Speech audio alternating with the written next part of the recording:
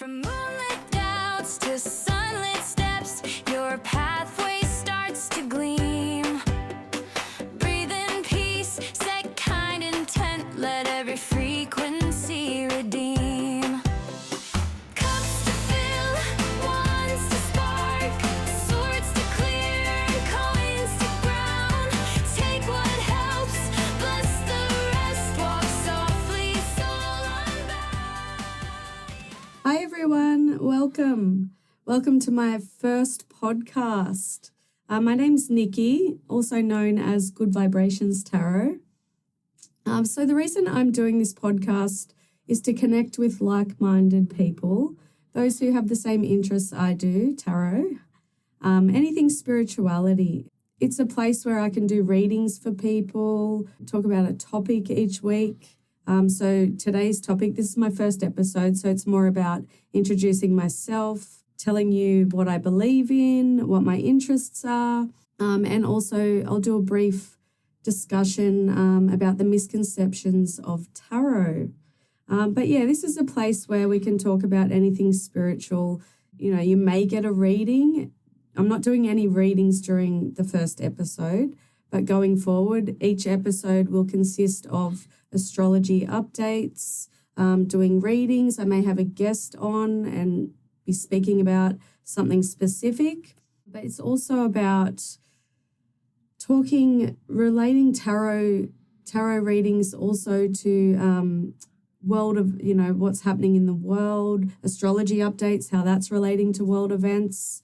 Also can help heal people. Doing readings can help heal you. But yeah, that's why I'm doing it. So to do tarot and anything spiritual. I just want it to be a place where we can just have a chat.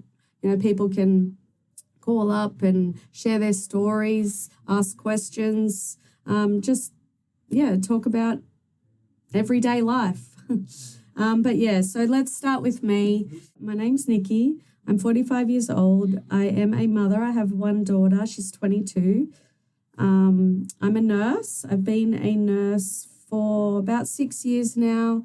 I've been into tarot and all things spiritual since I was very young. I haven't practiced tarot my whole life, but I have been drawn to those types of things. I have had tarot cards for 30 years. But I think the last 7 years or so, I've really been starting to understand the meanings and develop my knowledge of the tarot. So I've been reading for people. I read for people in my home. I have a YouTube channel, TikTok. I do tarot on there, but it's more so relating to the astrology signs. So I do tarot readings for Aries all the way through to Pisces.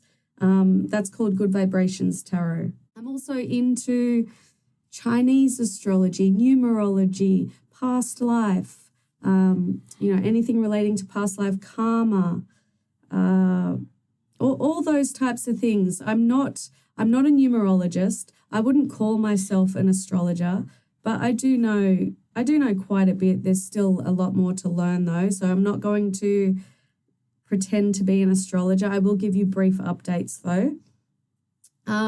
What else am I into? Oh yeah, mediumship. How could I forget the mediumship? That's my goal in life. Okay, so I am a psychic medium, but I like to think of myself as being on my L plates, because when I do readings for people, sometimes it happens, sometimes it doesn't. Sometimes I may just pick up little things. Other times I may pick up a lot.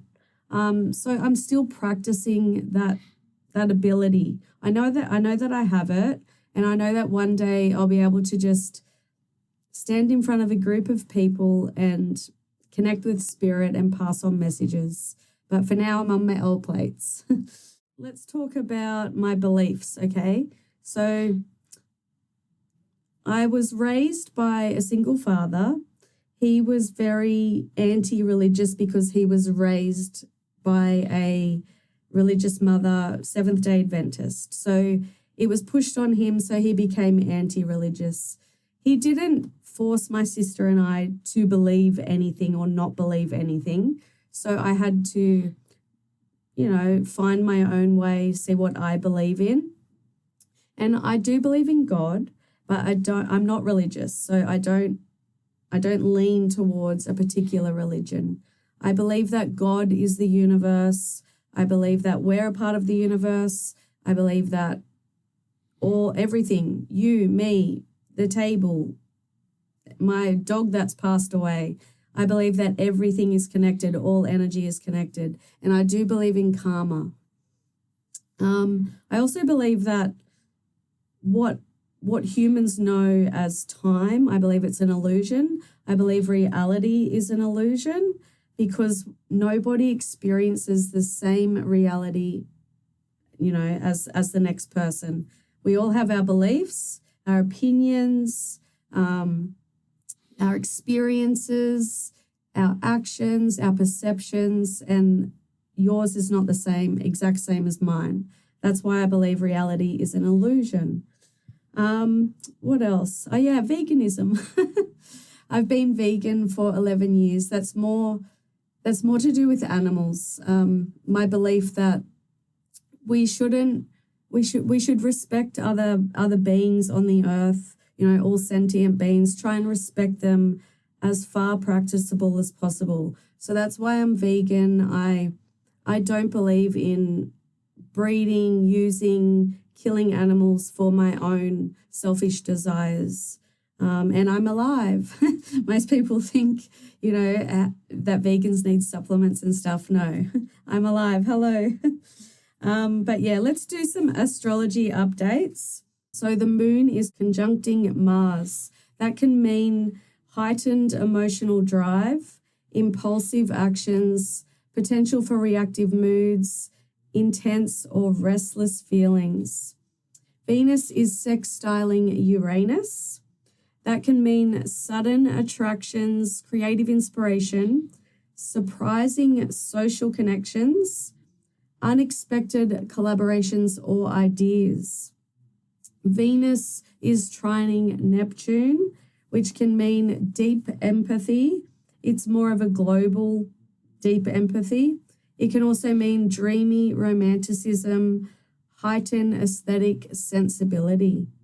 And the moon is squaring Jupiter. Square aspects are not the best. That can mean emotional exaggeration, overenthusiasm, a risk of overextension. Optimism may be intense on a collective scale. Watch for grand gestures or inflated expectations. The moon is also sextiling Mercury, which can mean emotional clarity, thoughtful communication, and mental ease. Venus is opposition to Pluto, which can mean power struggles in love, intense transformations in values, exposure of hidden emotional dynamics, and globally, forces of control or transformation coming to the fore. Venus has moved into Leo. That was on August 25th. That can mean bold expressions of love, creativity, and self-worth. And a rare Uranus-Neptune sextile, a long-term awakening of collective imagination and innovation, reminiscent of the late 1960s. So that's just a brief astrology aspect. That's what I'll be doing each episode. So during this pilot first episode, I wanted to just give you a brief overview of tarot, what is tarot, what's it used for, and I'll just discuss some common misconceptions. So tarot has 78 cards, okay? 22 of them are major arcana and 56 are minor arcana. The major arcana is significant life lessons, and the minor is about everyday experiences and situations. So they're used for, a lot of people think, they're just fortune telling for fortune. They're for divination, they're for going deep into your everyday experiences, giving you guidance, insights. It can reveal probabilities, but not fixed destinies. I always tell people, tarot's not set in stone. Energy constantly shifts and changes. So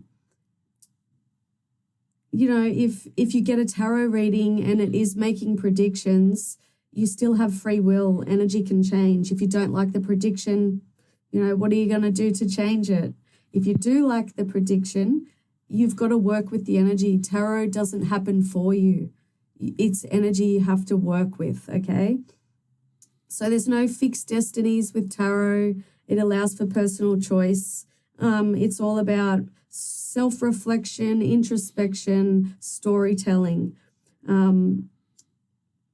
It's about tuning into the energy, interpreting them intuitively. So as a tarot reader, when I'm reading for people, I like to go with my first impressions, what I'm intuitively picking up.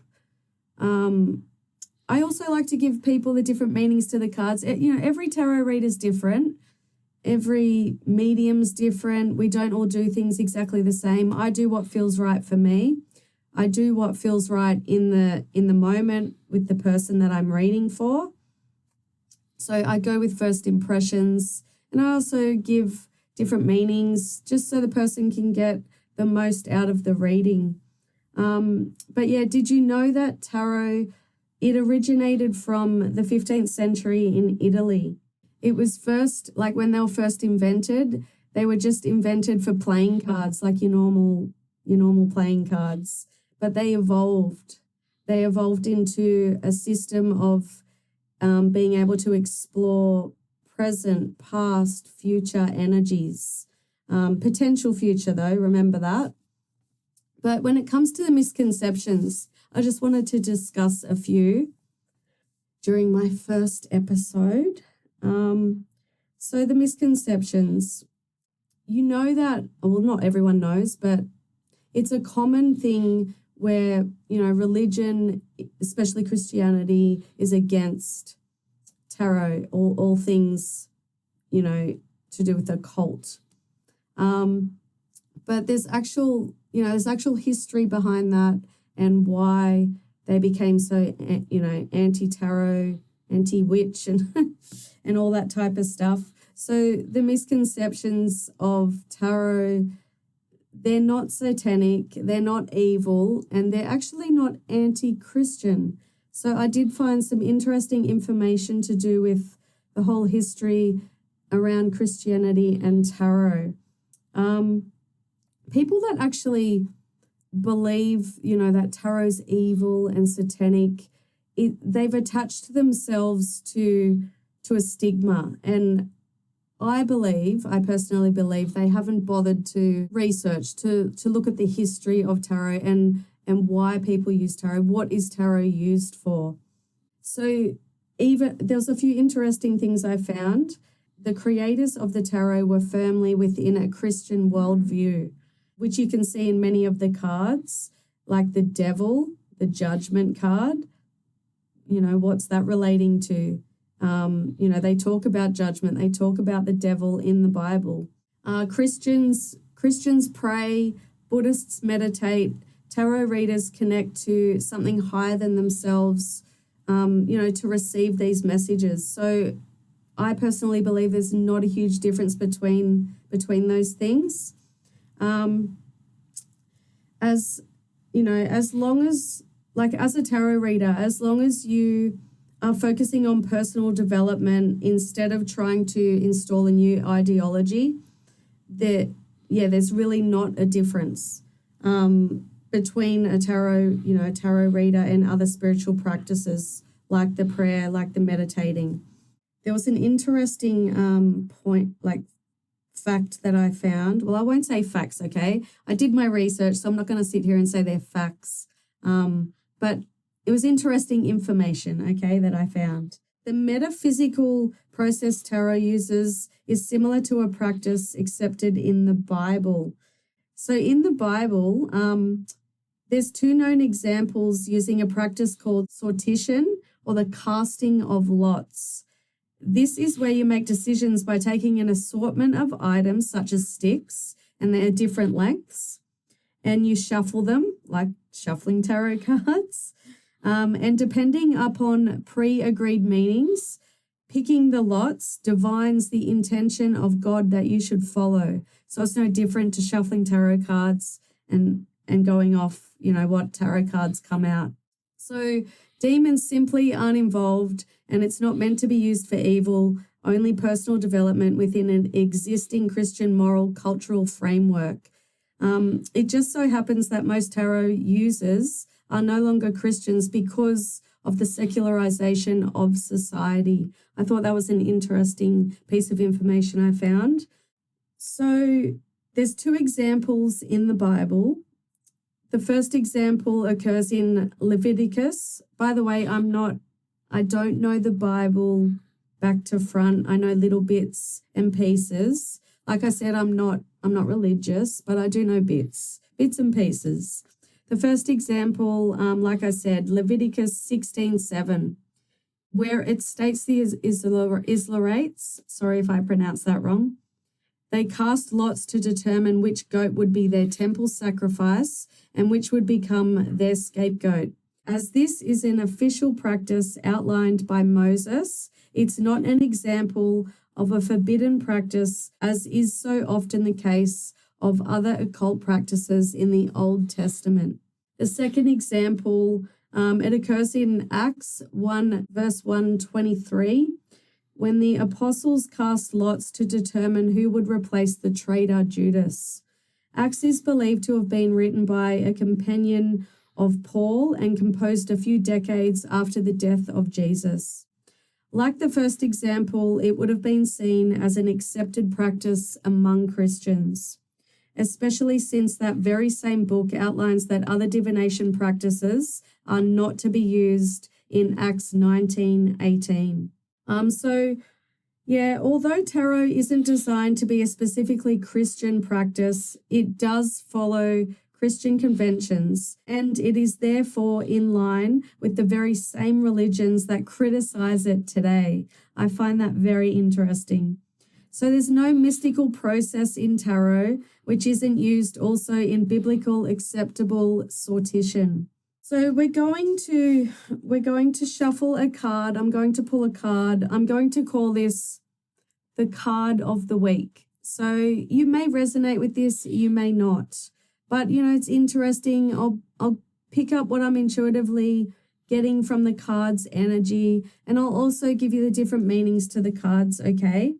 Also, I forgot to mention, each tarot card, I didn't look up the history of this, so I don't know when it came about, but each tarot card is related to an astrological sign of the zodiac from Aries through to Pisces. They relate to earth, all the elements, earth, air, fire, and water. So we'll shuffle a card, and the cards that I'm using are from the deck Learning Tarot Cards by Witchy Cauldron. So I highly review these cards, especially for beginners. I've had these cards not for that long, but I feel like they've really improved my knowledge of the cards and being able to intuitively pick up more messages than what I was able to pick up before I got these cards. So they've really helped me develop the skill to be able to read tarot. So I highly recommend those cards.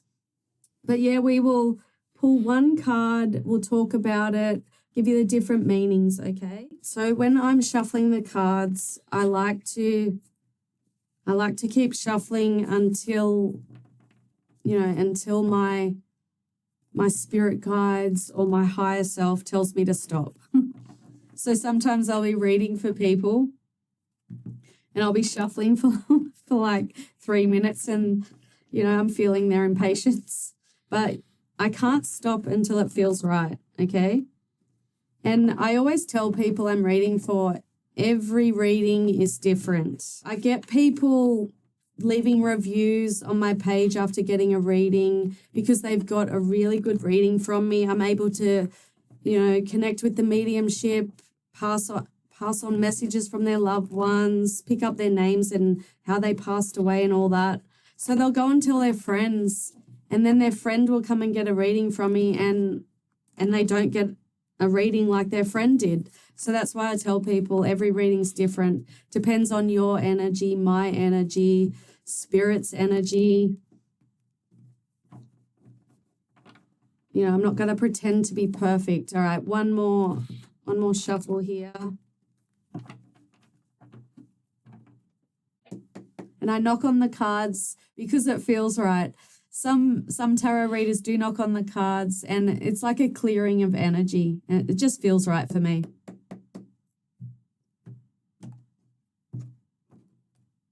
All right, so let's pull one card. Tarot card of the week.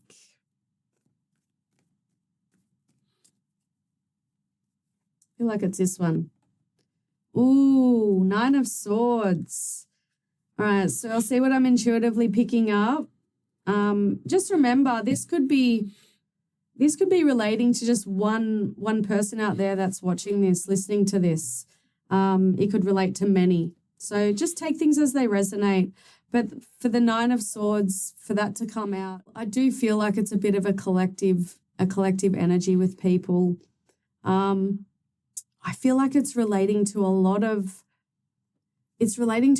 worry and stress about to do with things that you can't control. So I'll give you an example. You know how a lot of us, we watch the news, we watch world events, what's going on in the world, and we all know that there's not a lot of good things happening in the world. Gaza, for example, very sad. It's just an example I'm using. We watch these things, but we're so far away from them, we can't control them. What can we do? But it really gets on our mind. We're not able to sleep at night. We cry over these things. We stress, we worry. That's what I feel like this is relating to. You're worried, you're stressed, you're not able to sleep. It's that type of energy, but it's to do with something that you can't control. It's out of your control. So I think the advice here would be take a step back, try and just take a moment to focus on the things in your life that you do have control of, accept the things that you can't control. I know it's easier said than done, obviously, but really try and focus on the things that you have control of, the things that you have a choice over, the things that are worrying and stressing you that you can't control. How is it helping you to stress and worry? But yeah, this 9 of Swords is related to Gemini, okay? It's also related to Venus and Gemini. It's all about anxiety, stress, worry. You can see on the card, well, I don't know if you can see clearly, but there's somebody sitting in the bed with the 9 swords above their head. They're holding their head, but they do have, they're still staying in bed. They can get themselves out of the bed. They can get themselves out of this worry, out of this predicament, but they have a blanket on. It's like a comfort blanket, isn't it? So a lot of us, we stay in our comfort zones, no matter if they're hard or not. We still, we lean toward our comfort zones. So this can also be about deep unhappiness, negativity, focusing on negativity, burdens, being overwhelmed, being at a breaking point, the inability to cope or face with life. It can be about depression, mental anguish, mental health issues. It can also relate to guilt, remorse, focusing on past issues. And it can also be an energy of people gossiping about you, which obviously causes some anxieties there. It's relating to fear and anxiety overall. That's the 9 of Swords. So that's the card of the week. I'm interested to know if people do resonate with that. But going forward, with the episodes, I'd like to hopefully have guests on. We can discuss topics. I'll be discussing, obviously, a topic of the week. I'll do readings for people. It may only be a reading for one person. I don't know. We'll see how things go. But yeah, listeners are welcome to call in, ask questions, share stories. So for example, one of the episodes we might be talking about near-death experiences. And I'd love for people to share any experiences they've had if they've had near-death experiences. I think one of the episodes I'll definitely be discussing signs and synchronicities. It's a very interesting topic. But I'd like to end this with a spiritual mantra of the week that I wrote down. Stop holding on to what hurts and make room for what feels good. Thanks for listening, guys. Bye.